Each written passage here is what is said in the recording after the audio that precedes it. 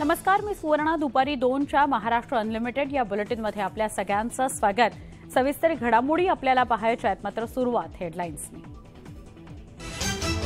Headlines प्रायोजक राजयोग paints, खुशियां आपकी, रंग हमारे. उद्या 10वीचा निकाल. न्यूज 18 लोकमतवर पाहता येणार निकाल. विद्यार्थ्यांसह पालकांमध्ये उत्सुकता. छत्रपती संभाजीनगरमध्ये दुधाचे दर घसरल्यानं शेतकरी आक्रमक. रस्त्यावर दूध फेकून आणि आंघोळ करत व्यक्त केला निषेध.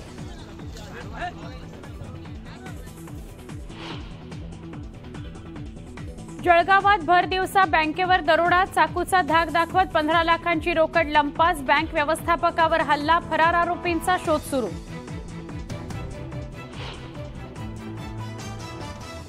भाजपकडून काँग्रेस भवनाचा राजवाडा असा उल्लेख केल्यानं कार्यकर्ते आक्रमक. काँग्रेस भवनाच्या इतिहासाचं पुस्तक भाजप कार्यालयाला भेट. मात्र पोलिसांनी कार्यकर्त्यांना रोखल्यानं तणाव.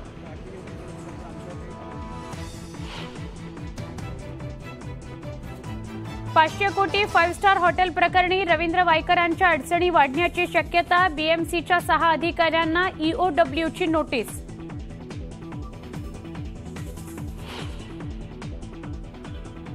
मी भाजपची, पण भाजप माझा थोडीच. पंकजा मुंडेंच्या सूचक विधानानंतर राजकीय वर्तुळात चर्चांना उधाण.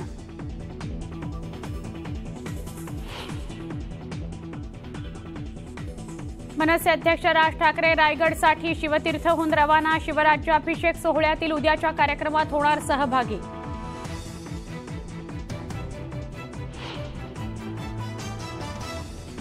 आणि नागपुरात उष्णतेची लाट. तर लाडक्या बाप्पाला त्रास जाणवू नये याकरता भाविकांनं एसी केला दान.